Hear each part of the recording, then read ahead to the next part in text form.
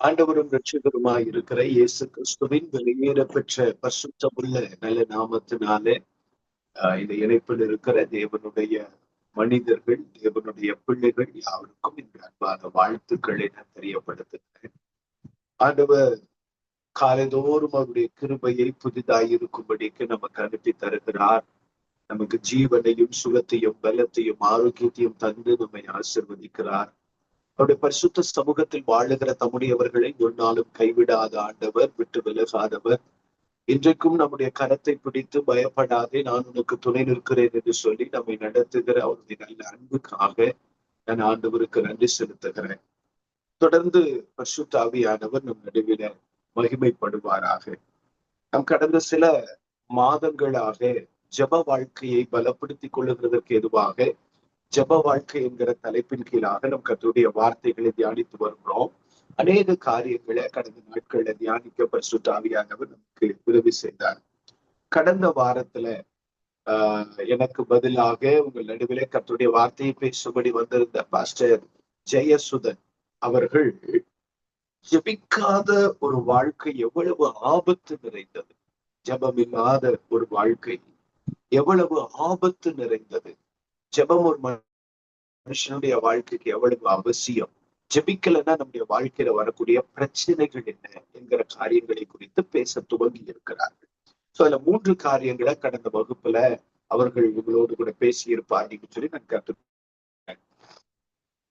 ஜெபம் இல்லைன்னா வரக்கூடிய ஆபத்துகள் என்ன? நம்பர் 1, முதலாவது காரியம், பாவம் செய்யும்படியான சூழ்நிலைகள் உண்டாகும் அல்லது பாவம் செய்யும்படியான நிர்பந்தங்கள் உண்டாகும்.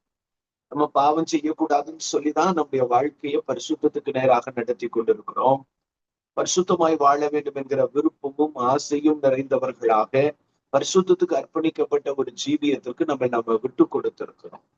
ஆனா இந்த பரிசுத்தமாய் வாழுகிறதற்கு ஏதுவான உதவியும் ஒத்தாசையும் நமக்கு எப்படி கிடைக்கும் அப்படின்னு சொல்லி சொன்னா, தேவ சமூகத்துல அவரோடு கூட நமக்கு இருக்கிற உறவு, அவரோடு நமக்கு இருக்கிற வாழ்க்கை, நம்ம ஆண்டவருடைய சமூகத்துல அவருடைய பிரசன்னத்துல நம்ம காத்திருக்கல அப்படின்னு சொல்லி சொன்னா நம்மளால என்ன பண்ண முடியாது அப்படின்னு கேட்டீங்கன்னா, பாவ சோதனைகளை இனம் கண்டு கொண்டு அதை ஜெயிக்க முடியாது. நமக்கே தெரியாம நம்ம பாவ தடுமாற்றங்கள்ல போய் விழுந்துருவோம். எனக்கு வயசாயிடுச்சு, எனக்கு கல்யாணம் ஆயிடுச்சு, நான் எல்லாவற்றையும் பார்த்துட்டேன், இனி நான்லாம் பாவம் செய்யறதுக்கு பாவத்துல போய் விடுறதுக்கு வாய்ப்பே இல்லை அப்படின்னு சொல்லி யாருமே சொல்ல முடியாது. நம்முடைய ஆத்துமாவை கரைப்படுத்தி தேவனை விட்டும் தேவனுடைய ராஜ்யத்தை விட்டும் நம்மளை பிரிக்கணுங்கிறது தான் சாத்தானுடைய ஒரு பெரிய தந்திரம். அப்ப அவன் என்ன செய்வான் அப்படின்னு கேட்டீங்கன்னா, எப்படியாவது நம்மளை பாவத்திற்குள்ளாக்கிடணும். நமக்கு என்ன வயது இருந்தாலும் சரி, நம்ம எந்த சூழ்நிலையில இருந்தாலும் சரி. அப்போ நம்பர் 1, முதலாவது ஜெபம் இல்லை அப்படின்னு சொன்னா பாவம் செய்யும்படியான நிர்பந்தம் நமக்கு உண்டா. நம்பர் 2, 2வது காரியம், ஜெபம் இல்லை அப்படின்னு சொல்லி சொன்னா வாக்குத்தத்தத்தின் நிறைவேறுதலை பார்க்க முடியாது. நம்ம எல்லாருக்கும் வாக்குத்தத்தங்கள் இருக்கு.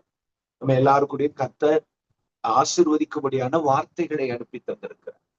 நமக்கு ஆண்டவர் பேசி இருக்கிற வார்த்தைகள் எல்லாம் அசாதாரணமானவைகள். நம்முடைய வாழ்க்கையை குறித்து, குடும்பத்தை குறித்து, ஊழியத்தை குறித்து, எதிர்காலத்தை குறித்து, பிள்ளைகளை குறித்து சொல்லப்பட்டிருக்கிற வாக்குத்தத்தங்கள் எல்லாமே அற்புதமானவைகள்.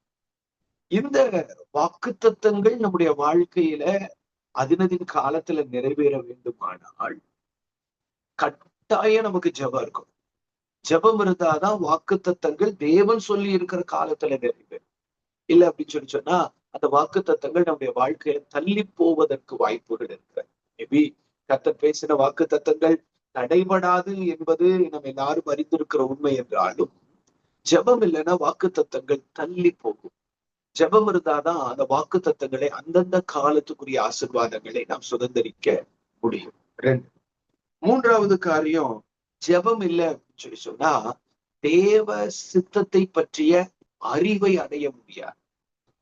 நம்ம வாழ்றது தேவனுடைய சித்தத்தின் மையத்துல இருந்தாதான், கர்த்தருடைய சித்தத்தின்படி நம்முடைய வாழ்க்கை அமைக்கப்பட்டிருந்தால் மட்டும்தான் நம்முடைய வாழ்க்கை ஆசீர்வாதத்துக்குரியதாக இருக்கும். ஆண்டவருடைய சித்தத்துக்குரியதாக இல்லை அப்படின்னு சொல்லி சொன்னா தேவனுடைய சித்தத்தின் நிறைவேறுதலை நம்முடைய வாழ்க்கையில அனுபவிக்கிறதற்கு எதுவாக ஒரு ஒரு ஒரு விருப்பம் நமக்கு வேணும் அப்படின்னு சொல்லி சொன்னா, நமக்கு என்ன தேவை அப்படின்னு கேட்டீங்கன்னா, தேவ சமூகத்திலே ஜெபிக்கிற ஜெபம். நிறைய பேர் கர்த்தாவே கர்த்தாவே உடைய நாமத்தினால தீர்க்க தரிசனம் உரைச்சோம், உடைய நாமத்தினால அற்புதங்களை செஞ்சோம், உடைய நாமத்தினால சுகமளிக்கிற ஊழியத்தை நிறைவேற்றணும், உடைய நாமத்தினால அற்புத அடையாளங்களை செஞ்சோம், உடைய நாமத்தினால பிசாசுகளை துரத்தணும் எல்லாம் சொல்லிட்டு வருவாங்க. ஆனா ஆண்டவர் ஒரே ஒரு கேள்விதான் கேட்பாங்க, என் சித்தத்தை செஞ்சியா, என் ஊழியத்தை செஞ்சியான்னு கூட ஆண்டவர் கேட்பாங்க. என் ஊழியத்தை செஞ்சியா, have you done my ministry அப்படி கேட்க மாட்டேன். have you done my will of God, என்னுடைய சித்தத்தை செய்து முடித்தாய். சோ நம்ம தேவ சித்தத்தை செய்யணுங்கிறதா முக்கியம். யார் தேவ சித்தத்தை செய்வா? ஊழிய களத்தில் இருக்கிறவர்கள் தேவ சித்தம் செஞ்சிருவாங்கன்னு சொல்ல முடியாது. ஜெபக்களத்தில் இருக்கிறவங்க, ஜெபத்துல இருக்கிறவங்க தான் தேவ சித்தம் செய்வாங்க. ஜெபம் பண்ணா மட்டும்தான் நம்மளால தேவனுடைய சித்தத்தை செய்ய முடியும். ஜெபம் இல்லைன்னா நம்மளால தேவ சித்தத்தை நிறைவேற்ற முடியாது. ஆக இந்த 3 காரியங்களை கடந்த வகுப்புல நாம் தியானிக்க கர்த்தர் நமக்கு உதவி செய்திருக்கிறார். இன்றைக்கு 4வது காரியம் தொடங்கி பரிசுத்த ஆவியானவர் நமக்கு அனுமதிக்கிறபடி, நமக்கு நேரம் இருக்கிறபடி சில காரியங்களை நம்ம தியானிக்க போகிறோம். கர்த்தர் நமக்கு உதவி செய்வாரா. நம்பர் 4, 4வது காரியம் ஆதியாகமத்தின் புஸ்தகம் அதனுடைய 39வது அதிகாரத்திற்கு நேராக நம்முடைய வேதாகமத்தை நம்ம திருப்புவோம் அப்படின்னு சொன்னா, ஆதியாகமத்தின் புஸ்தகம் 39வது அதிகாரத்தினுடைய 2வது வசனம் எப்படி சொல்லுது பாருங்க. கர்த்தர் யோசேப்போடே இருந்தார், அவன் காரிய சித்தி உள்ளவனானால், அவன் எகிப்தியனாகிய தன் எஜமானுடைய வீட்டிலே இருந்தார். 3வது வசனம், கர்த்தர் அவனோடு இருக்கிறார் என்றும் அவன் செய்கிற யாவையும் கர்த்தர் வாய்க்க பண்ணுகிறார் என்றும் அவன் எஜமானன் கண்டான் என்று சொல்லப்பட்டிருக்கிறது. 3வது காரியம் என்ன அப்படி சாரி 5வது 4வது காரியம் என்ன அப்படின்னு கேட்டீங்கன்னா, தேவ சமூகத்துல நம்ம ஜெபிக்கிறவர்களாக இருந்தால் மட்டும்தான் நம்மளால என்ன பண்ண முடியும்னு கேட்டீங்கன்னா, காரியங்கள் வாய்க்கும். இல்லைன்னா காரியங்கள் வாய்க்க. யோசேப்பு ஜெபிக்கிற ஒரு மனுஷன். அதனாலதான் அந்நிய தேசத்துல அடிமைத்தன உபத்திரவங்களில அவரால நிலைச்சு நிற்க முடிஞ்சது. இல்லைன்னா அவரால் நிற்க முடிஞ்சிருக்காரு. சோ ஜெபிக்கிற அந்த தெய்வ மனுஷனுக்குள்ளாக அவ இருக்கிறது அந்நிய மனுஷனுடைய வீட்டுல, எகிப்தியனுடைய வீட்டுல. ஆனா வேதம் சொல்லுகிறது கர்த்தர் அவன் கூட இருந்ததுனால அவன் செய்கிற எல்லாவற்றையும் கர்த்தர் வாய்க்கப்படும், அவன் காரிய சித்தி உள்ளவனானான் என்று எழுதப்பட்டது. சோ கவனிங்க, நம்ம ஜெபிக்கிறவர்களாக இருந்தால், ஜெபம் நமக்குள்ள இருந்துச்சு அப்படின்னு சொல்லி சொன்னா, ஆண்டவர் நம்ம செய்கிற எல்லாவற்றையும் வாய்க்கப்படுவார். நம்முடைய முடிவுகள், நம்முடைய முயற்சிகள், நம்முடைய பிரயாசங்கள், நம்முடைய ஆயத்தங்கள் எல்லாவற்றையும் கர்த்தர் வாய்க்கப்படுவார். நாம் விரும்புகிற, எதிர்பார்க்கிற எல்லாவற்றின் மேலும் தேவ நன்மை தங்கி இருக்கும். ஒரு சின்ன விஷயம்னாலும் அதற்காக நம்ம எடுக்கக்கூடிய பிரயாசங்களை கர்த்தர் கனம் பண்ணுவார். தோல்விகளை பார்த்தாலும் கர்த்தர் ஜெயத்துல கொண்டு வந்து நிறுத்திடுவார். யார? ஜெபிக்கிற மனுஷன். சோ ஜெபம் இல்லை அப்படின்னு சொல்லி சொன்னா நம்ம காரியங்கள் எதுவுமே வாய்க்க. நீங்க ஒரு நிலத்தை வாங்குவீங்க, அந்த நிலத்துல வீடு கட்ட முடியாது. ஒரு வீட்டை வாங்குவீங்க, அந்த வீட்டுல குடியிருக்க முடியாது. ஒரு ஊழியத்தை ஆரம்பிப்பீங்க, அதை தொடர்ந்து செய்ய முடியாது. ஒரு ஜெபக்குழு ஆரம்பிப்பீங்க, அதை தொடர்ந்து நடத்த முடியாது. ஒரு வேலைக்கு போவீங்க, அந்த வேலையில தொடர்ந்து நிற்க முடியாது. இப்படி நீங்க என்ன செஞ்சாலுமே அந்த காரியங்கள் வாய்க்க, அந்த முயற்சிகள் வாய்க்க, எல்லாத்திலும் ஃபெயிலியர் ஃபெயிலியர் ஃபெயிலியர் ஃபெயிலியர்.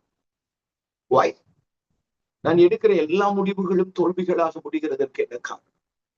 என்னுடைய விருப்பங்கள், ஆசைகள், எதிர்பார்ப்புகள், ஜெபங்கள் எல்லாமே தோல்விகளாக முடிகிறதற்கு என்ன காரணம்? ஒரே காரணம் தான், ஜெபம் இல்லை. ஜெபம் இல்லை என்றால் காரியங்கள் சித்தி பெறாது, காரியங்கள் வாய்க்க, நம்முடைய முயற்சிகள் பலன் கொடுக்க.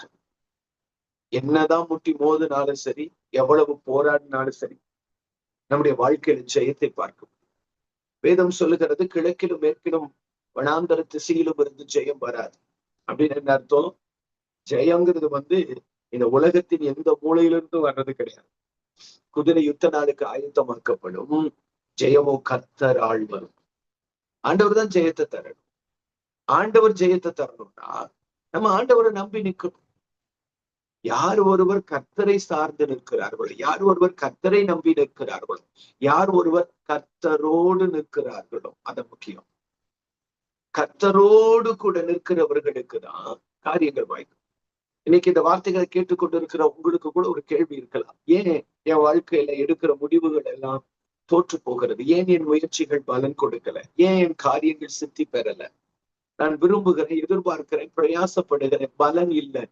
என்ன காரணம்னா, மகா பரிசுத்த ஸ்தலத்துல தேவனுடைய மகிமையின் உறவுல இணைக்கப்பட்டிருக்கிறதற்கு ஏதுவான அந்த ஜெப உறவுல இன்னும் கட்டப்படல.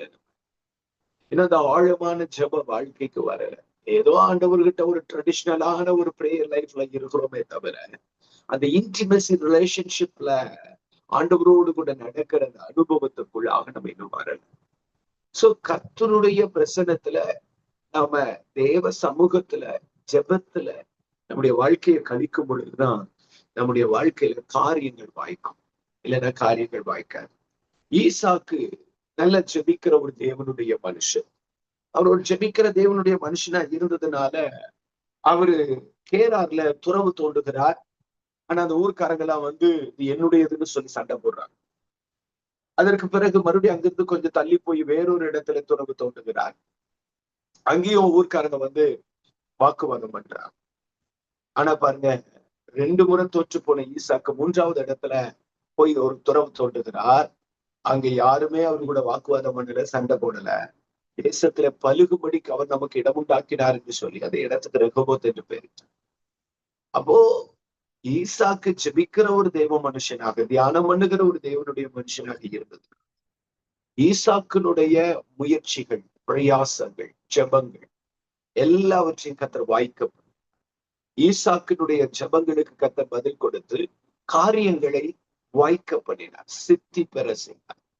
கவனிங்க, பாயிண்ட் நம்பர் 4, 4வது காரியம்.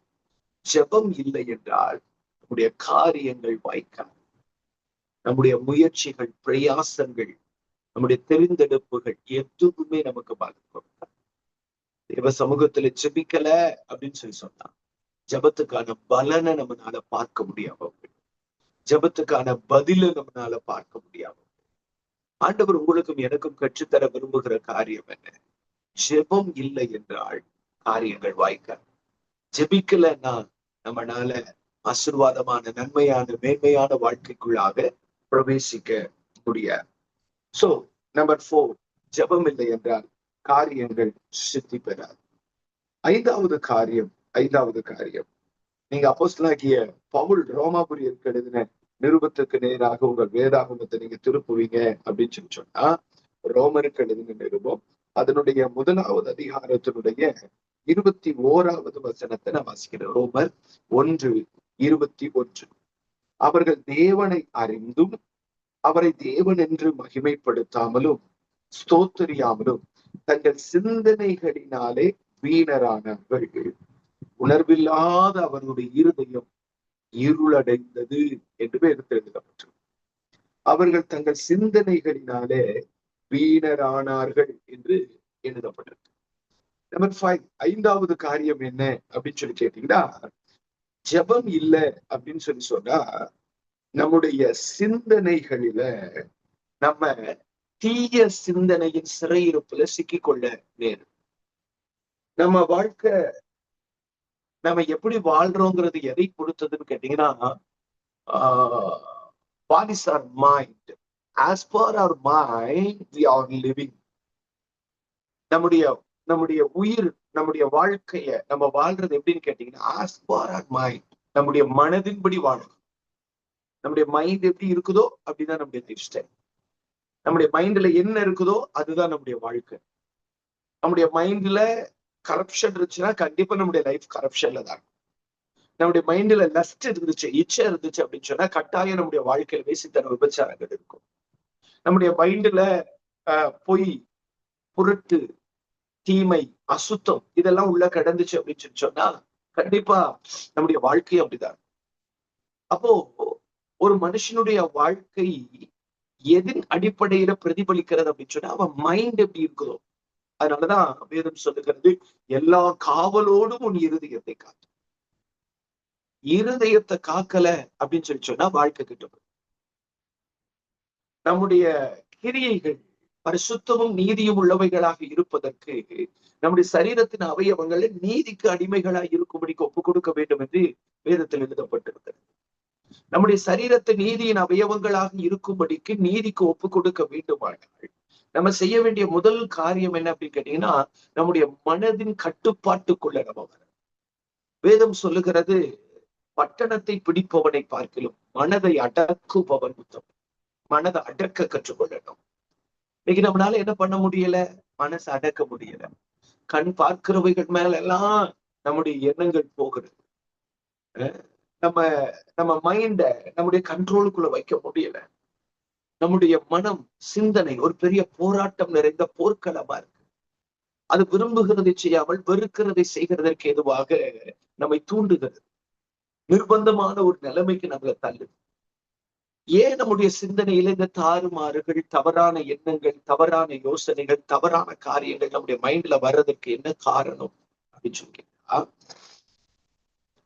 நம்முடைய வாழ்க்கையில ஜெபம் இல்லை அப்படின்னு சொன்னா, சத்ருவாகிய சாத்தான் நம்முடைய மனதுக்குள்ளாக பலவிதமான விதைகளை தூவ ஆரம்பிச்சிடும்.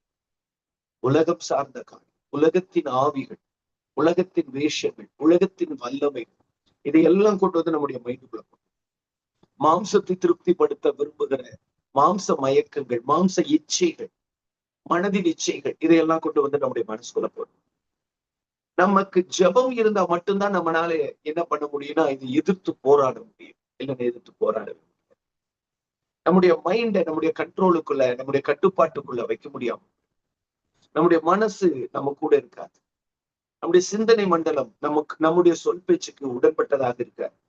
நம்முடைய மைண்ட் சரியில்லாததுனால ஆட்டோமேட்டிக்கா நம்முடைய வாழ்க்கை சரியில்லாம கொஞ்சம் இந்த மைண்டு அங்க இங்க தாறுமாறாக ஓடுகிற ஒரு பெண்ணொட்டகம் போல அது நம்முடைய வாழ்க்கையில சில தீமையான காரியங்களை செய்யும் பொழுது அது என்ன ஆயிடும் அப்படின்னு கேட்டீங்கன்னா, ஒரு கட்டத்துல மனசு சொல்ற மாதிரியே நம்முடைய சரீரத்தினுடைய அவயவங்களும் அதனுடைய கட்டுப்பாட்டுக்குள்ள போய் அது தவறான அசுத்தமான காரியங்களை செய்வதற்கு ஏதுவாக நம்முடைய வாழ்க்கைய திட்டம் பண்ணிடும். அதனாலதான் நம்ம தீய சிந்தனைகள், தவறான சிந்தனைகள் ஊழியத்துலதான் இருப்போம், ஆனா மைண்ட் சரி இருக்காது. சின்ன வயசு 6th ஸ்டாண்டர்ட் 7th ஸ்டாண்டர்ட் வர பசங்களுக்கு இன்னைக்கு மைண்டு கெட்டு போயிருக்கு. அவங்களோட மனதின் எண்ணங்கள் சரியில்லை, மைண்டு சரியில்லை. இன்னைக்கு ஆண்டவர் உங்களுக்கு எனக்கும் கற்றுக் கொடுக்கிற ஒரு காரியம் என்னன்னா, ஜபம் இல்லைன்னா, ஜெபிக்கல அப்படின்னு சொன்னா நம்முடைய மனது நம்முடைய கட்டுப்பாட்டுக்குள் இருக்க. இளையகுமாரன் தூரதேசத்துக்கு போய் துன்மார்க்கமா ஜீவனம் பண்ணினான். ஏன் அப்பாவை விட்டு போனான்? தகப்பனோடு இருக்கும் பொழுது தான் மனசு விரும்புகிறபடி அவனால வாழ முடியல. தன்னுடைய மனசு சொல்லுகிற இடத்துக்கு அவனால போக முடியல. தன் மனசு சொல்லுகிற காரியங்களை அடைய முடியல. சரி, என்ன காரணம்? தகப்பனோடு அவனுக்கு இருக்கிற உறவு சரியில்லை. தகப்பனோடு அவனுக்கு இருக்கிற உறவு சரியில்லாததுனால அவனுடைய மனது, அவனுடைய சிந்தனை பொல்லாததாக. நீங்க ஆதியாகமத்தின் புஸ்தகம் அதனுடைய 6வது அதிகாரத்தினுடைய 6வது வசனத்தை நீங்க வாசிப்பீங்க அப்படின்னு சொன்னா, அங்க ஆண்டவர் நோவா காலத்துல இருந்த ஜனங்களுடைய வாழ்க்கை முறை எப்படிப்பட்டது அப்படிங்கிறத ஆண்டவர் சொல்றாரு பாருங்க. ஆதியாகமத்தின் புஸ்தகம் 6வது அதிகாரத்தினுடைய 5, 6 ஆகிய வசனங்களை வாசிக்கிறேன். மனுஷனுடைய அக்கிரமம் பூமியில பெருகிறது என்றும் அவன் இருதயத்து நினைவுகளின் தோற்றமெல்லாம் நித்தமும் பொல்லாததே என்றும் கர்த்தர் கண்டார். 6வது வசனத்துல சொல்லப்பட்டிருக்கு, தம் பூமியில மனுஷனை உண்டாக்கினதற்காக கர்த்தர் மனஸ்தாபப்பட்டாது, அவருக்கு இறுதிக்கு சிரமாச்சு. பாருங்க, 5வது வசனத்துல அந்த வார்த்தைகள் ஒவ்வொன்றுமே ரொம்ப முக்கியம் பாருங்க. அவன் இருதயத்து நினைவுகளின் தோற்றம் எல்லாம் நித்தமும். இருதயத்துல அந்த நினைவுகள் வருது பாத்தீங்களா, அந்த நினைவுகளின் தோற்றமே டெய்லி அசுத்தமாதான் இருக்கு. டெய்லி அசுத்தமாதான் இருக்கு. சோ அந்த நினைவுகள் எல்லாம் பொல்லாததா இருந்ததுனால 12வது வசனம் இப்படி சொல்லுது பாருங்க. 11, 12 பூமியானது தேவனுக்கு முன்பாக சீர்கெட்டதா இருந்துச்சு. மனுஷனுடைய நினைவுகளின் தோற்றம் எல்லாம் பொல்லாததா இருந்ததுனால மனுஷனுடைய வாழ்க்கை இந்த பூமியில சீர்கெட்டதா இருந்துச்சு. பூமி கொடுமையினால் நிறைந்திருந்தது என்று வேதத்தில் எழுதப்பட்டிருக்கு. 12வது வசனம், தேவன் பூமியை பார்த்தா இதோ அது சீர்கெட்டதாக இருந்தது, மாம்சமான யாவரும் பூமியின் மேல் தங்கள் வழியை கெடுத்துக் கொண்டிருந்தார். காரணம் என்ன?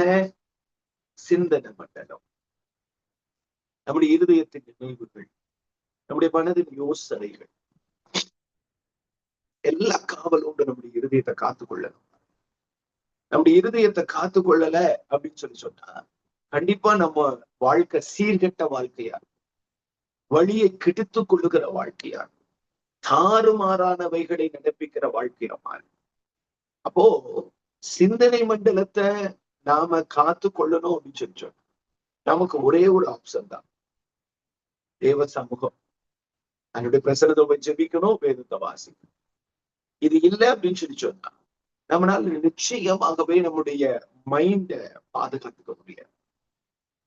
ஒரு பொருளை பத்திரப்படுத்துவது கூட எளிது, ஆனா நம்முடைய மனதை பத்திரப்படுத்துகிறது ரொம்ப கஷ்டம். நம்முடைய மைண்டை காப்பாத்திக்கிறது ரொம்ப கஷ்டம். நம்முடைய மனதின் எண்ணங்களை காத்துக் கொள்வது ரொம்ப கஷ்டம். ஆண்டவர் நமக்கு கற்றுத் தருகிற காரியம் என்ன? இப்ப இத பாதுகாக்கிறதுக்கு நான் என்னதான் செய்யறது அப்படின்னு சொன்னா ஒண்ணுமே பண்ண வேண்டாம். தேவ சமூகத்துல போய் தேவனோடு இருக்கிற உறவுல வாழ கற்றுக்கொண்டார், தேவ பிரசன்னத்துல ஜெபிக்கிறதற்கு கற்றுக்கொண்டார், ஜப வாழ்க்கையை நாம் தரித்து கொள்வதற்கு பிரயாசப்பட்டார், ஜபத்துல வாழ பழகிட்டார்.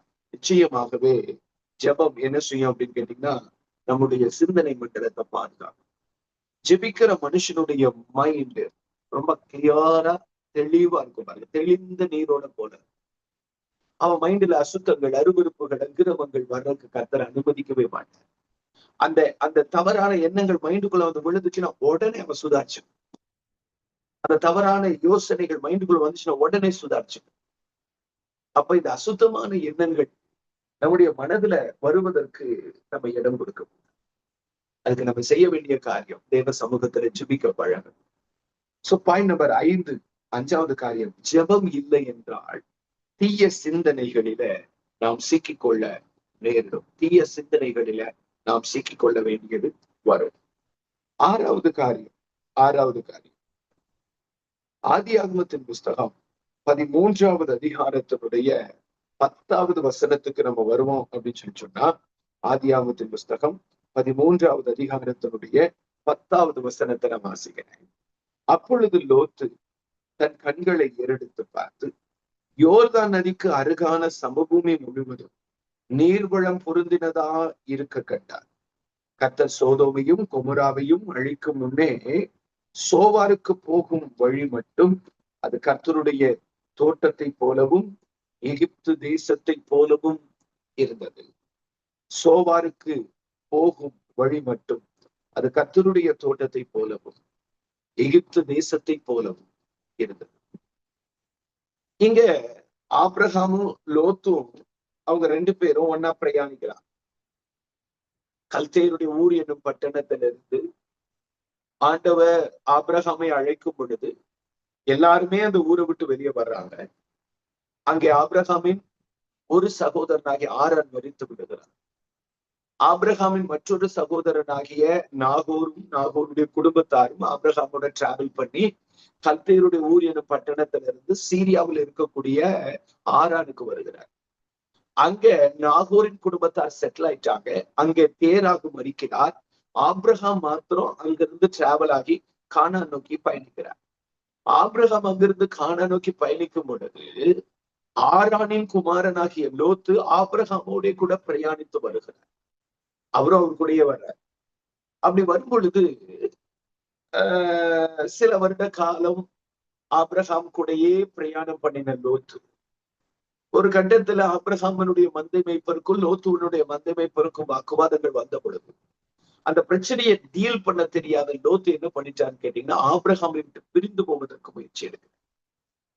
ஆபிரகாமை விட்டு பிரிந்து போவதற்கு அவர் பிரயாசப்படுகிறார். ஆபிரகாம் சொல்ற, நீ அந்த பக்கமா போனா நான் இந்த பக்கமா போய்க்கிறப்பா, நீ இந்த பக்கமா போனா நான் அந்த பக்கமா போய்க்கிறப்பா அப்படிங்கிற அந்த வார்த்தையை கேட்டுட்டு அப்படியே லோத்து தன்னுடைய கண்களை அப்படியே பாக்குறாரு. பார்த்தா சோதோமுக்கு கொமராவுக்கு போகிற வழி நீர்வளம் பொருந்தினதாக இருக்கு. கர்த்தருடைய தோட்டத்தை போல இருக்கு, எகிப்தை போல இருக்கு, பசுமையா இருக்கு, வயல் விளங்கள் நல்லா இருக்கு, வயல் நிலங்கள் நல்லா இருக்கு, விளைச்சல்கள் நல்லா இருக்கு, நீர்ப்பாசன வசதிகள், நீர்நிலைகள் ஆசீர்வாதமா இருக்கு. அந்த ஊர்ல குடியிருந்தோம்னா நமக்கு குறைச்சல் இல்லை, நம்முடைய மந்தைகளுக்கும் ஆடுகளுக்கும் நம்ம தேவையான காரியங்கள் எல்லாம் பார்த்துக்கலாம்னு சொல்லி அவர் திட்டம் பண்ணி அவர் என்ன பண்றாங்க, சோதோமில குடியிருப்பதற்காக போகிறார். சோதோமில கூடாரம் போட போகிறார். விளைவு என்ன அப்படின்னு கேட்டீங்கன்னா, சோதோமின் குடியிருப்பு லோத்துவனுடைய குடும்பத்தை அழிச்சிச்சு. கர்த்தர் பாதுகாக்கணும்னு சொல்லி பிரயாசப்பட்டும் கர்த்தருடைய பாதுகாப்புக்குள்ள இருக்க முடியும். கர்த்தர் அவர்களை பராமரிப்பதற்காக முயற்சி எடுத்தும் வாக்குத்தத்தம் பண்ணியும் அந்த அந்த அந்த அந்த பாதுகாப்புக்குள்ள இல்லை. காரணம் என்னன்னா, குடியிருப்பு சரியில்லை, தங்குகிற இடம் சரியில்லை, இருக்கிற இடம் சரியில்லை. இப்போ இந்த இடம் சோதோம் லோத்துவினுடைய குடும்பத்தை எப்படி பாதிச்சதுன்னா, எல்லாருடைய வாழ்க்கையை கெடுத்துச்சு, சிந்தனையை கெடுத்துச்சு, எண்ணங்களை கெடுத்துச்சு. சோ அங்க லோத்துவனுடைய மனைவி பின்னிட்டு பார்த்து உப்பு தூணாயிட்டா. லோத்துவனுடைய பிள்ளைகள் தகப்பனிடத்துல சயனித்து தகப்பனிடத்துல பாவம் செய்து பிள்ளைகளை பெற்றெடுத்தார்கள். அது தீட்டுப்பட்ட சந்ததியாக மாறிவிட்டது. லோத்துவனுடைய குடும்பமே சந்ததியை ஸ்பாயில்டுங்க. லோத்துவனுடைய குடும்பமே ஸ்பாயில்டு, அழிஞ்சிருச்சு. காரணம் என்ன தெரியுங்களா? தேவ சமூகத்துல ஜெபிக்கிற ஜெபம் இல்லாததுனால லோத்துவனுடைய தெரிந்து கொள்ளுதல் தப்பா இருந்துச்சு. லோத்துவனுடைய சூசன் தப்பா இருந்துச்சு. ஆபிரகாம் போகிற இடத்துல எல்லாம் அந்நிய மனிதர்களும் கானானியர்களும் ஏவியர்களும் எமோரியர்களும் கிர்காசியர்களும் ஏத்தியர்களுமான மனிதர்கள் இருந்தாங்க. ஆனா அவங்க எல்லாருடைய கண்களிலும் கர்த்தர் ஆபிரகாமுக்கு தயவு கிடைக்க பண்ணினார். பெலிஸ்திய தேசத்துல போய் வாழ்ந்தா அங்க கர்த்தர் தயவு கிடைக்கப்பட்டது. சீரியாவுக்கு போனா அல்லது எகிப்துக்கு போனா, எங்க போனாலும் ஆபிரகாம் குடியிருக்கிற பகுதியில ஆபிரகாமுக்கு தயவு கிடைச்சது. காரணம், ஆபிரகாம் கர்த்தரை தொழுது கொள்ளுகிற மனுஷன், ஜெபிக்கிற மனுஷன். ஆபிரகாம் போய் தங்குகிற இடம் ஆபிரகாமுக்கு பாதுகாப்பு கொடுத்துச்சு. எகிப்துக்கு போனாரு, அங்க சாராளை கடத்திட்டு போனாங்க, ஆனாலும் சாராளை மீட்டுக் கொண்ட கர்த்தர் உதவி செய்தார். கேராருக்கு போனாரு, அங்க அபிமெலேக்கு சாராளை கடத்திட்டு போனா அங்கேயும் கர்த்தர் மீட்டு கொண்டு வந்தார். அப்ப ஆண்டவர் என்ன நமக்கு கற்றுக் கொடுக்கிறார்? ஆபிரகாமை போகிற இடங்கள் எல்லாம் பாதுகாத்த கர்த்தர். லோத்துவ மட்டும் ஏன் பாதுகாக்கல? ஏன்னா ஆபிரகாமுக்கு ஜெபம் இருந்துச்சு, லோத்துக்கு ஜெபம் இல்லை. ஆபிரகாமுக்கு ஜெபம் இருந்ததுனால தெரிந்து கொள்ளுவது சரியா இருந்துச்சு. லோத்துக்கு ஜெபம் இல்லாததுனால தெரிந்து கொள்ளுதல் சரியில்லை. என்னுடைய 6வது குறிப்பு என்ன அப்படின்னு கேட்டீங்கன்னா, ஜெபம் இல்லை என்றால் நம்முடைய தெரிந்து கொள்ளுதலில் தவறு ஏற்படும். நம்ம சூஸ் பண்றதுல தப்பு நடக்கும். நம்ம தவறானதை தெரிந்தெடுத்துருவோம்.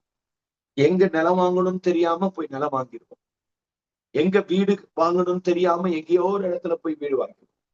எனக்கு தெரிஞ்ச ஒரு சகோதரர் ஒரு இடத்துல லேண்டு வாங்கினாரு. இந்த லேண்டை வாங்கிட்டாரு, பணம் எல்லாம் கொடுத்துட்டாரு, கரையம் பண்ணியாச்சு. கடைசியில பார்த்தா அந்த லேண்டுக்கு வழியே கிடையாது, ரோடே கிடையாது. எப்படி போறது அந்த வீட்டுக்கு? ஒரு ஒரு ஒரு 2 அடி ஒத்தையடி பாதை, 2 அடி இருக்கக்கூடிய ஒத்தையடி பாதை. ஒரு 2 வீலர் கூட போக முடியாது. ஒருவேளை கார் இருக்குன்னு எப்படி போக முடியும்? அப்புறம் அந்த லேண்டை விற்கிறதுக்காக பிரயாசப்பட்டு அந்த லேண்டை விற்கவும் முடியல. என்ன காரணம்? தெரிந்து கொள்ளுதல் சரியில்லை. தெரிந்து கொண்டது சரியில்லை. நல்லா புரிச்சுக்கோங்க. ஆண்டவர் நமக்கு கற்றுத் தருகிற பாடம் என்னன்னா, நம்ம ஆண்டவருடைய பிரசன்னத்துல, அவருடைய சமூகத்துல, அவருடைய ஜெபத்துல காத்திருக்கல, ஜெபத்துல இருக்கலன்னா நமக்கே தெரியாது நாம் தவறானதை தெரிந்து கொள்ளும், நாம் நலம் அல்லாததை தெரிந்து கொள்ளும், நமக்கு பிரயோஜனம் இல்லாததை தெரிந்து கொள்ளும், நம்முடைய வாழ்க்கைக்கு ஏற்றது அல்லாததை தெரிந்து கொள்ளும். நம்முடைய தெரிந்து கொள்ளுதல்ல பிரச்சனை. நம்ம தெரிந்து கொள்ள வேண்டியதை தெரிந்து கொள்ளாம போயிடுவோம். கர்த்தர் நமக்குன்னு ஏதோ ஒண்ணு முன்குறிச்சு வச்சிருக்கிறார் இல்லைங்களா? அவங்களுக்கு பிள்ளைகள் இருக்கு, அவங்களை எந்த ஸ்கூல்ல படிக்க வைக்கிறது, அவங்களை எந்த காலேஜ்ல படிக்க வைக்கிறது, அவங்களுக்கு ஒரு திருமண காரியங்களை ஏற்படுத்தி கொடுக்கிறது, மாப்பிள்ளை பார்த்து கொடுக்கணும், பொண்ணு பார்த்து கொடுக்கணும். ஸ்கூலு காலேஜ் சரியில்லைன்னா கூட பரவாயில்ல, ஒருவேளை மாப்பிள்ளை பார்த்து கொடுக்கறது, பொண்ணு பார்த்து கொடுக்கறதுல நம்ம தப்பு பண்ணிட்டோம், தவறான ஒரு மாப்பிள்ளையை பார்த்து கொடுத்துட்டோம், தவறான ஒரு ஒரு ஒரு பெண்ணை பார்த்து கொடுத்துட்டோம் அப்படின்னு சொன்னாங்க. வாழ்க்கையை நம்ம பிள்ளைங்க வாழ்க்கையை நரகம்ல, வாழ்க்கையை முடிஞ்சு வச்சுனேன். இந்த வாரத்துல ஒரு ஃபேமிலி என்கிட்ட ஜெபிக்கிறதுக்காக வந்திருந்தாங்க. அவங்க தாய் குடும்பத்தார் தான் இந்த பையனுக்கு பொண்ணு பார்த்து கல்யாணம் பண்ணி கொடுத்தாங்க. ஆனா கல்யாணம் பண்ணி இன்னைக்கு கிட்டத்தட்ட ஒரு 7-8 வருஷம் ஆச்சு. கல்யாணமான அந்த நாள் இருந்து இந்த நாள் வரைக்கும் குடும்பத்துல ஒரே பிரச்சனை. இந்த வாரம் கூட பிரச்சனைன்னு சொல்லிதான் வந்திருந்தாங்க. அந்த அம்மா அழுறாங்க, என் பையனுக்கு நானு நல்ல பொண்ணை பார்த்து கொடுக்காம போயிட்டேன். என் பையனுக்கு நான் பார்த்து கொடுத்த பொண்ணு இப்படி ஆயிட்டாரு, இப்படி பண்ணிட்டாங்க. வீட்டை விட்டு போறா வர்றா, வீட்டை விட்டு போறா வர்றா, வராதன்னு சொன்னா கேட்க மாட்டேங்கிறா, வீட்டுல இருன்னு சொன்னா இருக்க மாட்டேங்கிறா. ஒரே பிரச்சனையா இருக்கு. ஏன்? தெரிந்து கொள்ளுதல் சரியில்லை. ஜபத்துல இருந்தா மட்டும்தான் நாம் சரியானதை தெரிந்து கொள்ள முடியும். நம்முடைய தெரிந்து கொள்ளுதல் சரியாகும். ஆண்டவர் உங்களுக்கு எனக்கு கற்றுக் கொடுக்கிறார். நம்முடைய ஜபம் ரொம்ப முக்கியம். ஜபத்துல இல்லை அப்படின்னு சொன்னா நம்முடைய தெரிந்து கொள்ளுதலில தவறு ஏற்படும். நாம் தவறானதை தெரிந்து கொள்ள நேரிடும். சோ இன்னைக்கு நம்ம பார்க்கிற 6வது காரியம் என்ன அப்படின்னு சொல்லி கேட்டா, ஜபம் நம்முடைய வாழ்க்கையில தவறானதை தெரிந்து கொள்ள நம்மளை நிர்பந்திக்கும். 4வது காரியம் நான் என்ன உங்களுக்கு சொல்லியிருந்தேன், ஜபம் இல்லை அப்படின்னு சொல்லி சொன்னா காரியங்கள் வாய்க்காது, காரியங்கள் சித்தி பெறாது. 5வது காரியம், ஜபம் இல்லை அப்படின்னு சொன்னா நம்முடைய சிந்தனை மண்டலம், நம்முடைய மைண்ட் சரி இருக்காது. தவறான எண்ணங்களில, தவறான சிந்தனைகளில, தவறான யோசனைகளில போய் சிக்கிக் கொள்ளுவோம். 6வது காரியம், தவறானதை தெரிந்து கொள்ள நேரிடும். ஒரு கதை சொல்றேன் கேளுங்களேன்.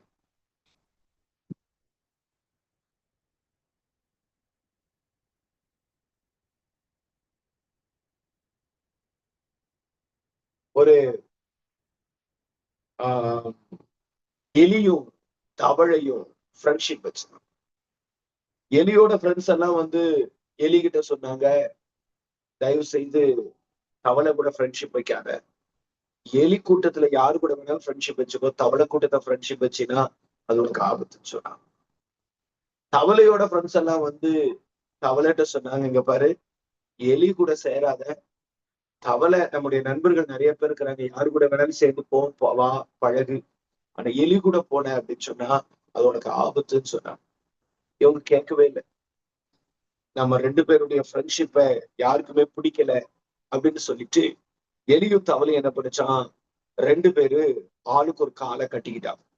எலியினுடைய காலை தவளையும், தவளையினுடைய காலை எலிய 2 பேரும் கட்டிக்கிட்டாங்க. கட்டிக்கிட்டு 2 பேரும் எங்க போனாலும் ஒன்னாவே போறது, ஒன்னாவே வர்றது, வெகு காலம் 2 பேரும் ஒன்னா சந்திக்கிறது, ஒன்னா சஞ்சரிக்கிறது, மகிழ்ச்சியா ஓடுறது, இணை பிரியாத நண்பர்கள் அப்படின்னு சொல்லிட்டு எல்லாருக்கும் முன்பதாக தங்களை காண்பிச்சுக்கிறது. சோ இப்படிப்பட்ட காரியங்கள் இருந்துச்சு. ஒரு நாள் தவளைக்கு ஒரு ஆசை, தண்ணிக்குள்ள இறங்கி ரொம்ப நாள் ஆச்சு, அதனால தண்ணிக்குள்ள இறங்கணும், தண்ணிக்குள்ள போகணும் அப்படின்னு சொல்லி எலிகிட்ட சொல்லிச்சு, டே மாப்பிள்ள, இன்னைக்கு நான் உனக்கு சூப்பரான ஒரு இடத்துக்கு கூட்டு போறேன்டா, வாடா. எலி சொல்லிச்சு, என்ன நான் வரேன் அப்படின்ட்டு 2 பேரும் கிளம்பி போனாங்க. அந்த குளத்தை பார்த்த உடனே எலிக்கு பயம் ஆயிடுச்சு. தவளை அந்த தண்ணிய பார்த்த உடனே எலிய மறந்துருச்சு, தண்ணிய பார்த்துட்டு வேகமா ஓடுது. எலி சொல்லுது, ஹே மாப்பிள்ள, வேணாடா வேணாடா, தண்ணி எனக்கு ஆகாதுடா, தண்ணிக்குள்ள நான் போனா செத்துருவேன்டா. எலி சொல்ற எந்த வார்த்தையும் தவளை காதுல கேட்கவே இல்லை. தவளை தண்ணீரை பார்த்த உடனே வேகமா தண்ணிக்குள்ள போய் இறங்கிச்சு. தண்ணிக்குள்ள விளையாடுது விளையாடுது விளையாடுது, ஜாலியா விளையாடுது. எலி தண்ணீர் அந்த அந்த தண்ணிக்குள்ள இறங்க முடியாம மூக்குல தண்ணி ஏறி மூச்சு முட்டி எலி செத்து போச்சு. வானத்துல பிணந்து நீ கழுகு ஒண்ணு வேகமா பறந்து வந்துச்சு. அது ஏதாவது தனக்கு ஆகாரம் கிடைக்குமான்னு பார்த்த பொழுது தண்ணிக்குள்ள செத்து மிதக்கிற ஒரு எலிய பார்த்துச்சு. எலி செத்து மிதக்கிறது கூட தவளைக்கு தெரியல, தவளை பாட்டுக்கு தண்ணிக்குள்ள ஜாலியா விளையாடு. அந்த கழுகு வேகமா செத்து கிடக்கிற அந்த எலிய கவி பிடிச்சிட்டு மறுபடியும் மேல ஒரு உயரமான கண்மலைக்கு போய் அங்க எலியையும் சாப்பிட்டுட்டு தவளையையும் கொண்டு விட்டது. பாருங்க, ஏன் இந்த மரணம் ரெண்டு பேருக்கும்? காரணம் என்ன? தெரிந்து கொள்ளுதல் தான். எலிக்கு தெரியல யாரு கூட ஃப்ரெண்ட்ஷிப் வைக்கணும், தவளைக்கு தெரியல யாரு கூட ஃப்ரெண்ட்ஷிப் வைக்கணும். சோ அந்த தெரிந்து கொள்ளுதலில தவறு ஏற்பட்டதுனாலதான் வாழ்க்கையில பெரிய ஆபத்தை, மரணத்தை அவர்கள் சந்திக்க வேண்டியது வந்தது. அப்ப ஆறாவது காரியம் என்னன்னு கேட்டீங்கன்னா, ஜெபம் இல்லை என்றால் தவறான தெரிந்து கொள்ளுதலில சிக்கிக்கொள்ள நேரிடும்.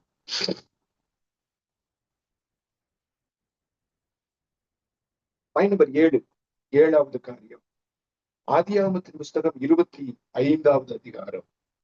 ஆதியாகமத்தின் புஸ்தகம் 25வது அதிகாரத்தினுடைய கடைசி வசனத்தை 34வது வசனத்தை வாசிக்கிறேன். அப்பொழுது யாக்கோபு ஏசாவுக்கு அப்பத்தையும் பயற்றக்கோளையும் கொடுத்தான். அவன் புசித்து குடித்து எழுந்திருந்து போய்விட்டான். இப்படி ஏசா தன் சேஷ்ட புத்திர பாகத்தை அலட்சியம் பண்ணினான். இப்படி ஏசா தன் சேஷ்ட புத்திர பாகத்தை அலட்சியம் பண்ணினான்.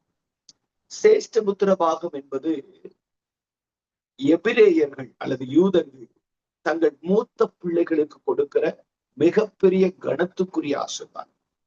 சேஷ்டபுத்திர பாகத்துக்குள்ளாக தலைமைத்துவம் இருக்கிறது. சேஷ்டபுத்திர பாகத்துக்குள்ளாக ஆவிக்குரிய ஆசீர்வாதங்கள் இருக்கு.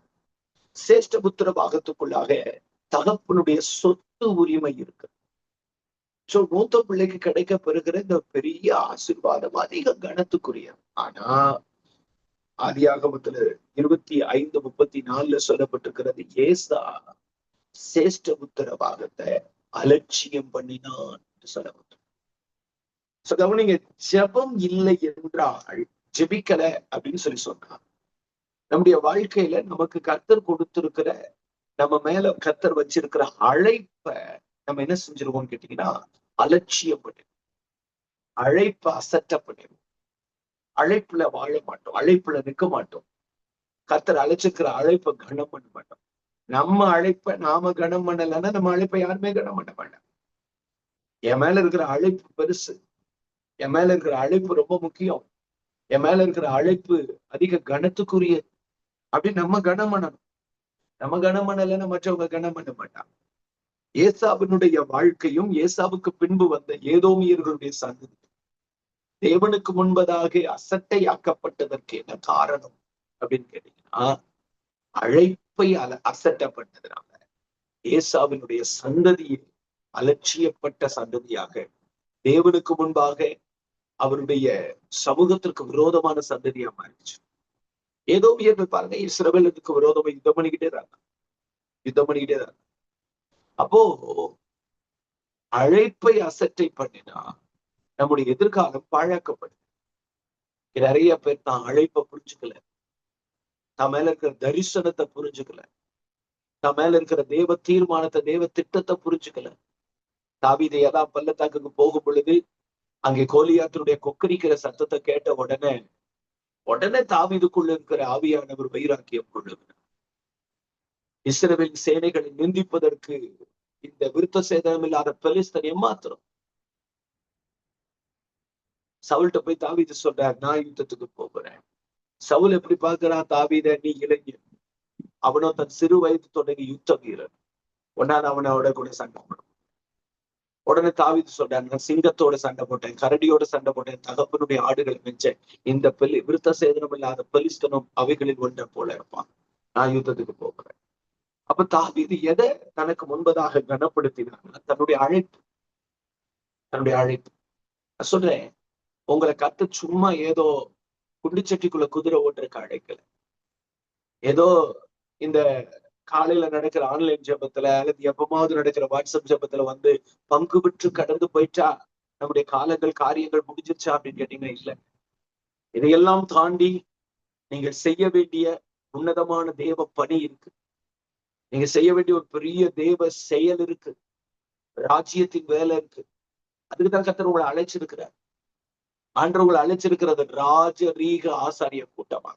1 பேதுரு 2வது அதிகாரம் 9வது வசனத்தை வாசிச்சீங்கன்னா, நீங்களும் நானும் தெரிந்து கொள்ளப்பட்ட ஜனம், பரிசுத்த ஜாதி, சொந்த சம்பத்து, ராஜரீக ஆசாரிய கூட்டம் என்று பேரும் சொல்லுங்க. அப்போ ஆண்டவர் நம்மள அப்படிப்பட்ட நிலையில கனப்படுத்தி உயர்த்தி வச்சிருக்கிறார் அப்படின்னு சொல்லி சொன்னா, நீங்களும் நானும் நம்முடைய அழைப்பை கனம் பண்ணணும்ல. நமக்கு அழைப்ப யாரோ ஒரு மனுஷன் கொடுக்கல, ஒரு அதிகாரி கொடுக்கல, அரசியல்வாதி கொடுக்கல, இந்த பூமியில இருக்கிற எந்த நிர்வாகமும் நமக்கு கொடுக்கல. ஆரோனை போல அழைக்கப்பட்ட அலுலிய என்று வேதத்தில் எழுதப்பட்டிருக்கிறபடி நீங்களும் நானும் ஆரோனை போல விசேஷித்த விதமாக அழைக்கப்பட்டிருக்கும். We have specialized calling. Yes. We have. நம்முடைய அழைப்பு சிறப்பிக்கப்பட்ட அழைப்பு, சாதாரணமான அழைப்பு கிடையாது. நான் முழு நேர ஊழியத்தை பற்றி பேசல. தேவன் உங்களை என்ன நோக்கத்திற்காக அழைச்சிருக்கிறாரோ அந்த நோக்கமே சிறப்பு பெற்றது, சிறப்பு பெற்றது. சோ அந்த அழைப்புல நில்லுங்க, அந்த அழைப்பை கனம் பண்ணுங்க. அழைப்பை எப்ப கனம் பண்ண முடியும் அப்படின்னு கேட்டீங்கன்னா, நீங்க ஜபத்துல இருந்தாதான் அழைப்பை கனம் பண்ண முடியும். ஜபம் இல்லாத வாழ்க்கை அழைப்பை கனம் பண்ண. அவங்க என்ன ஆயிடுவாங்கன்னு கேட்டீங்கன்னா, தங்களை தாங்களே செல்ஃப் பிளேமிங் பண்ணிக்குவாங்க, சுய குற்றச்சாட்டுக்குள்ள போயிடுவாங்க. தமையில இருக்கிற தரிசனத்தை அற்பமா நினைப்பாங்க, தமையில இருக்கிற அழைப்பை அசற்ற பண்ணிடுவாங்க, தமையில இருக்கிற தேவ தீர்மானத்தை அசற்ற பண்ணிடுவாங்க. அவங்களால என்ன பண்ணனா, தனக்குள்ள எரிஞ்சுக்கிட்டு இருக்கிற அந்த நெருப்பை கனம் பண்ண முடியாது, அந்த அழைப்பை கனம் பண்ண முடியாது. ஏன்? பிரேயர் இல்லை, ஜபம் இல்லை. ஜபம் இல்லாத பட்சத்தில் நீங்கள் உங்கள் அழைப்பில் நிற்கவே முடியாது, உங்க அழைப்பில் நீங்கள் வாழவே முடியாது. ஜெபிக்கிற மனுஷன் தான் அழைப்புல வாழ்வான், அழைப்புல நிற்பான், அழைப்பை கனம் பண்ணுவான். இங்க ஏசா அழைப்பை கனம் பண்ணிட்டான், கனவீனம் பண்ணிட்டான். நம்ம மேல இருந்த அந்த சிரேஷ்ட புத்திர பாகத்தை கனவீனமா நினைச்சிட்டேன், அசட்டையா நினைச்சிட்டேன். அதன் விளைவுதான் மிகப்பெரிய பாதி, எதிர்கால மோசம். இன்னைக்கு இந்த இணைப்புல இருக்கிற நீங்க உங்க மேல இருக்கிற காலிங்க நீங்க ஃபர்ஸ்ட் கனப்படுங்க, உங்க அழைப்பை நீங்க கனப்படுங்க. உங்க அழைப்பை விட்டுறாதீங்க, உங்க அழைப்புல உறுதியா நில்லுங்க. உங்க அழைப்பை ஆண்டவருடைய சமூகத்துல, ஆண்டவர் கொடுத்த அழைப்புக்காக ஸ்தோத்திரம் பண்ணுங்க. மற்ற ஒருவருக்கும் கொடுக்க கூடாத அழைப்பை கர்த்தர் உங்க மேல வச்சிருக்கு. உன் மேல ஆண்டவர் வச்சிருக்கிற அழைப்பு ரொம்ப பெருசு. அந்த அழைப்பு அதிக கனத்துக்கு உரியது, அந்த அழைப்பு அதிக மேன்மைக்கு உரியது. அந்த அழைப்பை விட்டுறாதீங்க, இந்த அழைப்புல நில்லுங்க. இந்த அழைப்பு உங்களை ஆசீர்வதிக்கும். சோ அந்த அழைப்புல நீங்க நிக்கணும், அந்த அழைப்பை கனம் பண்ணணும்னா நீங்க தேவ சமூகத்துல இருக்கணும், ஜபத்துல இருக்கணும். ஜெபிக்கிற மனுஷன் மட்டும்தான் அந்த அழைப்பை கனப்படுத்துகிறவனாக இருப்பான். ஜபம் இல்லை அப்படின்னு சொல்லி சொன்னா நம்மளால நம்முடைய அழைப்பை கனப்படுத்த முடியாது. சரிங்களா? சோ பாயிண்ட் நம்பர் 7 என்ன அப்படின்னு கேட்டீங்கன்னா, கனப்படுத்தப்பட வேண்டிய அழைப்பை கனவீனம் பண்ண நேரிடும். நம்முடைய அழைப்பை கனப்படுத்த முடியாத ஒரு நிலை ஏற்பட்டுரும். நம்முடைய அழைப்பை நம்ம ஹானர் பண்ண முடியாது, அழைப்புல வாழ முடியாது. புரியுதுங்களா? சோ ஜபம் பண்ணா மட்டும்தான் அழைப்பை பற்றின தரிசனமே நமக்கு வரும். அழைப்பை பற்றிய அக்கறையே ஜபத்துலதான் வரும். அழைப்புல நிக்கணுங்கிற உணர்வே ஜபத்துல இருந்தாதான் வரும், இல்லைன்னா வராது. சோ பாயிண்ட் நம்பர் 7, கனப்படுத்த வேண்டிய அழைப்பை கனவீனம் பண்ண நேரிடும். பாயிண்ட் நம்பர் 8, எட்டாவது காரியம் 1 கொரிந்தியரின் புஸ்தகம் அதனுடைய 15வது அதிகாரத்தினுடைய 19வது வசனத்தை நான் உங்களுக்காக வாசிக்கிறேன். 1 கொரிந்தியர் 15வது அதிகாரம் அதனுடைய 19வது வசனத்தை நான் வாசிக்கிறேன். இம்மைக்காக மாத்திரம் நாம் கிறிஸ்துவின் மேல் நம்பிக்கை உள்ளவர்களாயிருந்தால் எல்லா மனுஷரை பார்க்கிலும் பரிதவிக்கப்படத்தக்கவர்களாயிருப்போம். இம்மைக்காக மாத்திரம் நாம் கிறிஸ்துவின் மேல் நம்பிக்கை உள்ளவர்களாயிருந்தால். இன்னைக்கு நிறைய பேர் ஜபம் இல்லாததுனால அவங்க வாழ்க்கை எப்படி ஆயிடுச்சுன்னு கேட்டீங்கன்னா, இந்த பூமிக்குரிய ஆசீர்வாதத்து மேல மட்டும்தான் அவங்க கவனம் வைக்கிறாங்க. வீடு வாங்கணும், வாசல் வாங்கணும், தோட்டம் வாங்கணும், துறவு வாங்கணும், நன்மையை சேர்க்கணும், பிள்ளைகளுக்கு படிப்பு, பிள்ளைகளுக்கு பணம், பிள்ளைகளுக்கு எதிர்காலம், சோறு, தண்ணி. அவங்களுடைய ஆசீர்வாதங்கள் எல்லாமே இம்மைக்குரிய காரியங்களாகவே, பூமிக்குரிய ஆசீர்வாதங்கள் மேலதான் அவங்களுடைய விருப்பமே இருக்கும். நித்திய ஜீவன், நித்திய வாழ்வு, மறுமை, பரலோகம், மோட்சம், அதை பத்தி எல்லாம் யோசிக்க மாட்டேன். சும்மா பேசுவாங்க, 4 பேர் காது கேட்க. ஆனா அவங்க இருதயத்தின் ஆழத்திலிருந்து பரலோக ராஜ்யத்தின் மேல அதிக வாஞ்சையும் தாகமும் கவனமும் அவங்களுக்குள்ள இருக்காரு. ஏன் ஜெபம் இல்லை? ஜெபிக்காத மனுஷன் பூமிக்காக வாழுது. கொலோசை பட்டணத்துக்கு பவுல் எழுதும்போது சொல்றாரு, பூமிக்குரியவைகளை அல்ல மேலானவைகளையே தேடும். நம்முடைய ஆவிக்குரிய வாழ்க்கையினுடைய ஓட்டத்துல நம்முடைய டார்கெட் என்னவா இருக்கணும்னு கேட்டீங்கன்னா, நித்திய ஜீவன், நித்திய பரிசு, நித்திய தேவன். அதான் பரலோகம், பரலோக ராஜ்யத்திற்கு அடுத்த மேன்மைகள். சோ அதுக்குதான் இன்னைக்கு நம்ம கிறிஸ்தவர்களா இருக்கும். அங்க போகாது, இங்க போகாது, அது செய்யாது, இது செய்யாது, அங்க பாக்காது, இங்க பாக்காது, சினிமா பார்க்க கூடாது, சீரியல் பார்க்க கூடாது, செல்போன்ல அசுத்தத்தை பார்க்க கூடாது, தம் அடிக்க கூடாது, தண்ணி அடிக்க கூடாது, அந்த ஃப்ரெண்ட்ஸ் கூட பழகாத, இங்க போகாது, இதை பண்ணாத, ஏகப்பட்ட ரெஸ்ட்ரிக்ஷன்ஸ் நமக்கு முன்னாடி, ஏராளமான கட்டுப்பாடு. எதுக்கு இதெல்லாம்? எல்லாரும் இப்படியா இருக்கிறாங்க. மற்ற வழிபாட்டுல இருக்கிறவர்கள், மற்ற ஆன்மீகவாதிகள், அவங்களுக்கு எல்லாம் இவ்வளவு ரெஸ்ட்ரிக்ஷன்ஸ் இல்லையே. அவங்களும் பக்தி தான் இருக்கிறாங்க, பட்டை கொட்டை சட்டை எல்லாம் போட்டுக்கிறாங்க. ஆனா அவங்களுக்கு எல்லாம் நம்மள மாதிரி இப்படி போகாத, அப்படி போகாத, அதை பண்ணாது, இதை பண்ணாது, அவங்களுக்கு அதெல்லாம் இல்லை. அன்னைக்கு நான் பாக்குறேன், ஒரு சகோதரனை பாக்குறேன். அவரு போயிட்டே இருந்த பொழுது ஒரு கோயிலை பார்த்தார். ஒரு கோயிலை பார்த்த உடனே நின்று காலில் இருக்கிற செருப்பை கலைச்சு போட்டுட்டு, ரோடுன்னு கூட பார்க்கல, செருப்பை கலைச்சு போட்டுட்டு சாமி கும்பிடுறாரு. 10 தோப்புகரணம் போடுறாரு. தோப்புகரணம் போட்டுட்டு சாமிக்கு செலுத்த வேண்டிய மகிமையை செலுத்திட்டு அவர் அங்கிருந்து கிளம்பி அதுல இருந்து ஒரு 4 கட்டிடம் தாண்டி ஒரு கடையில போய் நிற்கிறாரு. கடையில சிகரெட் வாங்கி சிகரெட் குடிக்கிறார். அப்போ அவர்களுடைய பக்தி பரிசுத்தம் கிடையாது. அவங்களுக்கு பரிசுத்தமாய் வாழ வேண்டும் என்கிற பக்தி கிடையாது. அவங்களுக்கு என்ன, சாமி கும்பிட்டு அவ்வளவுதான். அவங்க சாமி பரிசுத்தத்தை போதிக்கல, பரிசுத்தத்தை வலியுறுத்தல. அவங்க சாமி கும்பிடுவாங்க, சினிமா தியேட்டர்ல போய் உட்காருவாங்க. அவங்க சாமி கும்பிடுவாங்க, தன் விருப்பத்துக்குட்பட்ட எந்த தவறையும் எந்த பாவத்தையும் செய்வாங்க. பட் மெய் தெய்வமாகிய இயேசுவுக்கு பிள்ளைகளாக இருக்கிற நீங்களும் நம்முடைய பக்தியே என்ன தெரியுங்களா? பரிசுத்தமா வாழ்றது. நீங்க 1 யோவான் 2வது அதிகாரம் இல்ல, யாக்கோபு 2வது அதிகாரம் 27வது வசனத்தை வாசிச்சு பாத்தீங்கன்னா, உலகத்தால் கரைபடாதபடிக்கு தன்னை காத்து கொள்ளுவதுதான் பக்தி என்று வேதம் சொல்லுங்க. நம்ம பக்தியா இருக்கணும் அப்படின்னு சொன்னா உலகத்தால் கரைபடாதபடிக்கு நம்மளை காத்துக்கணும், பாவத்தினாலே கரைபடாதபடிக்கு நம்மளை காத்துக்கொள்ளணும், அதுதான் பக்தி. ஆனா இன்னைக்கு ஜெபம் இல்லாததுனால நம்முடைய வாழ்க்கையில நிறைய நேரங்கள்ல நம்மளால என்ன செய்ய முடியல அப்படின்னு சொன்னா, உண்மையான மெய்யான பக்தியில நம்மளால வாழ முடியல. நம்முடைய விருப்பம் எங்க போயிடுச்சுன்னு கேட்டீங்கன்னா, எல்லாம் பூமிக்குரிய ஆசீர்வாதம். இந்த பூமியில ஆசீர்வாதமா இருக்கணும், சொத்து சொகத்தோட இருக்கணும், நன்மைகள் மேன்மைகள் அதெல்லாம் அனுபவிக்கணும், அவ்வளவுதான். அது போதும். இன்னைக்கு ஆண்டவர் நமக்கு கற்றுக் கொடுக்க விரும்புகிற காரியம் என்ன? இந்த பூமிக்குரிய ஆசீர்வாதங்களிலே பற்றுள்ளவர்களாக நம்ம இருந்திருக்கிறார்.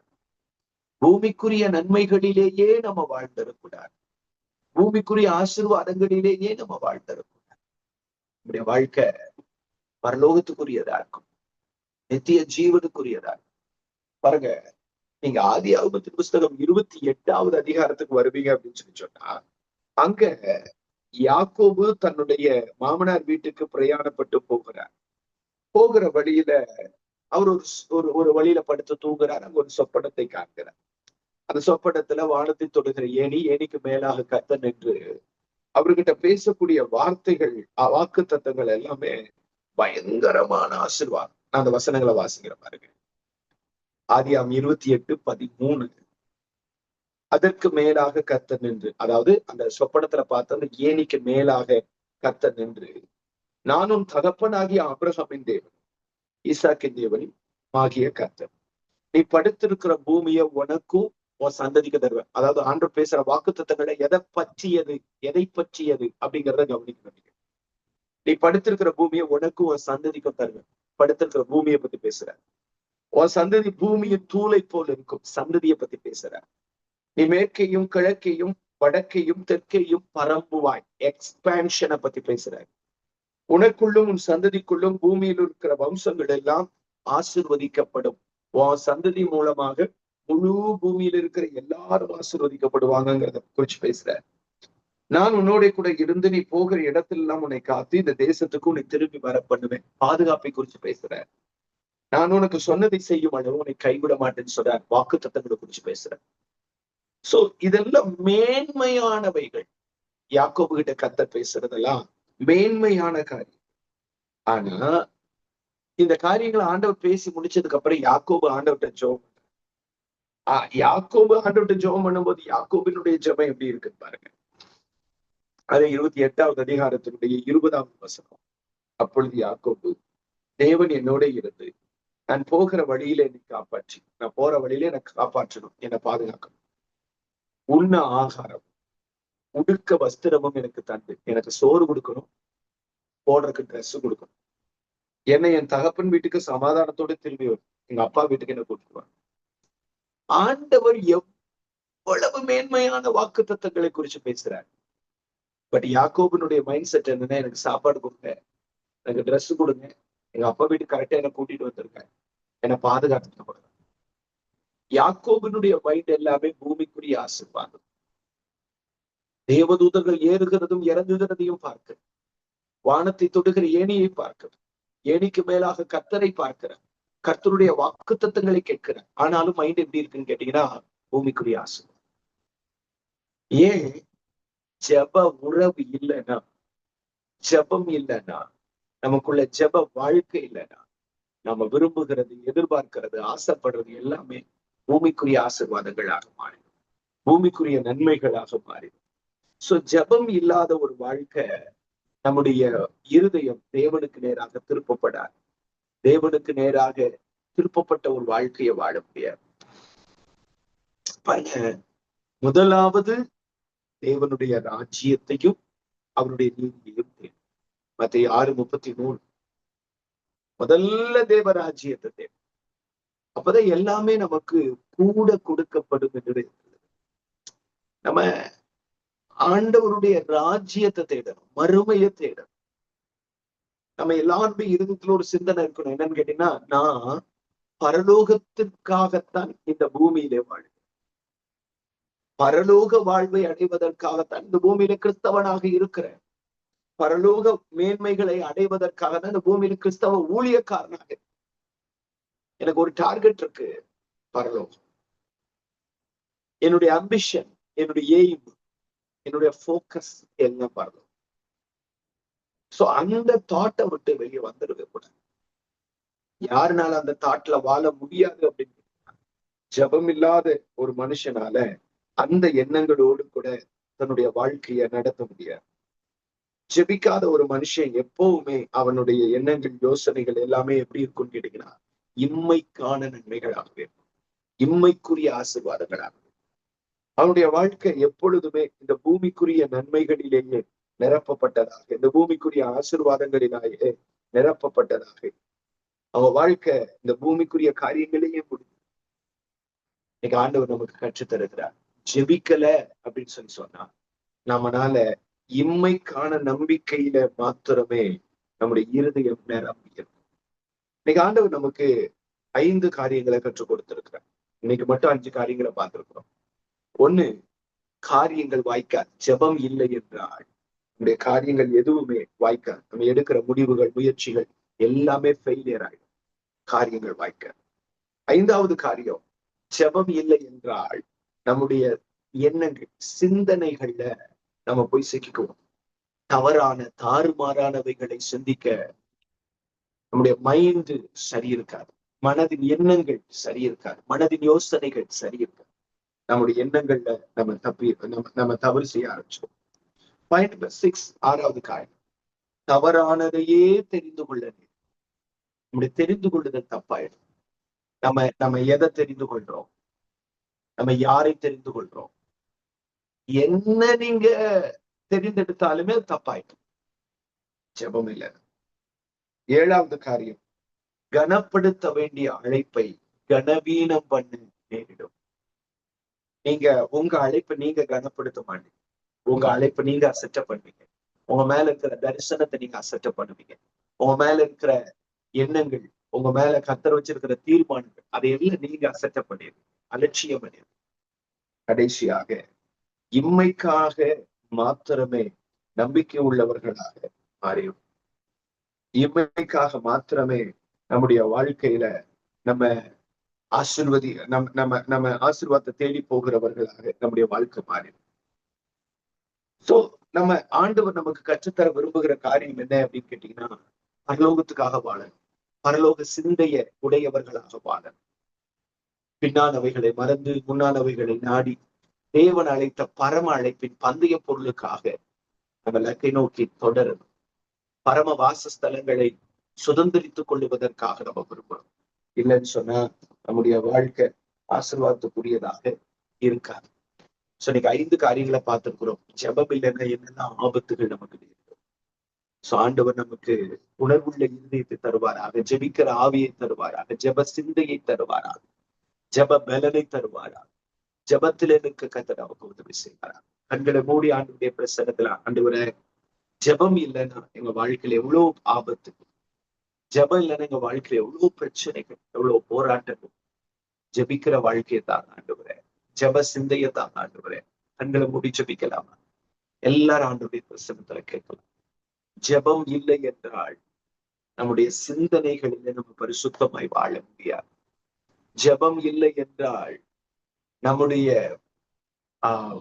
நம்முடைய முயற்சிகள், நம்முடைய காரியங்கள் வாய்க்காது. ஜெபம் இல்லை என்றால் நம்மளால தெரிந்து கொள்ள வேண்டிய சரியானதை தெரிந்து கொள்ள முடியாது. ஜெபம் இல்லை என்றால் நம்மளால பரலோகத்துக்காக வாழ முடியாது. பூமிக்காகவே வாழ்ந்து முடிக்க. ஜெபம் இல்லை என்றால் நம்ம அழைப்ப நாம கனமிட மாட்டோம். நம்மளை நாமே சுய குற்றச்சாட்டுக்குள்ள போயிடும். நம்முடைய அழைப்பை அசட்டப்படிடும். ஜெபம் இல்லாத ஒரு வாழ்க்கை வேண்டாம். ஜெபம் இல்லாத ஒரு வாழ்க்கை வேண்டாம். ஜெபத்துல வாழ ஆவியானவர் நமக்கு உதவி செய்வாராக. ஜெப கிருபைகளை பரிசுத்த ஆவியானவர் நமக்கு தருவாரா. ஜெப சிந்தையை பரிசுத்த ஆவியானவர் நமக்கு தருவாரா. கண்களை மூடி ஆண்டுடைய பிரசன்னத்துல ஜெபிக்கலாம். நல்ல பிதாவே, கற்றுத்தந்த நல்ல பாடல்களுக்காக ஸ்தோத்திரம். ஜெபம் இல்லாத ஒரு வாழ்க்கை ஆண்டவரே, எங்க வாழ்க்கையில் அதிகமான ஆபத்துகள், தீமைகள், போராட்டங்கள், பிரச்சனைகள். ஆண்டவரே, ஜெபத்துல வாழ எங்களுக்கு கற்றுத்தாங்கப்பா. ஜெபத்துல வாழ எங்களுக்கு கற்றுத்தாங்கப்பா. ஜெபத்துல வாழ எங்களுக்கு கற்றுத்தாங்க. எங்க ஜெபத்தை விட்டுறக்கூடாது. தேவ சமூகத்தை விட்டுறக்கூடாது. தேவனோடு இருக்கிற உறவை விட்டுறக்கூடாது. தேவ பிரசனத்துல காத்திருக்கிறத நாங்கள் இழந்து விடக்கூடாது. ஜெபத்தை விட்டுட்டோம்னா எங்க வாழ்க்கையில நிறைய சாத்தானுடைய வஞ்சகத்துல போய் விழுந்துருவோம்ப்பா. ஆண்டவரே, கவனமா ஞானமா தேவ சமூகத்துல ஜெபத்துல வாழுகிறதுக்கு தேவையான கிருபைகள் பரிசுத்தாவியானவர் எங்கள் ஒவ்வொருவருக்கும் நீ தந்துவிட வேண்டும் என்று சொல்லி ஜெபிக்கிறப்பா. இந்த வார்த்தைகளை கேட்ட அத்தனை பேருக்கும் தேவையான கிருபைகளை தந்து கர்த்தர் ஆசீர்வதி. இதை அப்படி செய்து உடைய நாமத்தை மகிமைப்படுத்துகிறதற்காக உமக்கு நன்றி செலுத்துகிறோம். இயேசு கிறிஸ்துவின் நல்ல நாமத்தில் ஜெபிக்கிறோம் நல்ல பிதாவே. Amen, amen. Thank you. God bless you. கர்த்தர் உங்க எல்லாரையும் அதிகமா ஆசீர்வதிப்பாராக. கிருபை உங்களுக்கு கூட பெருகும்.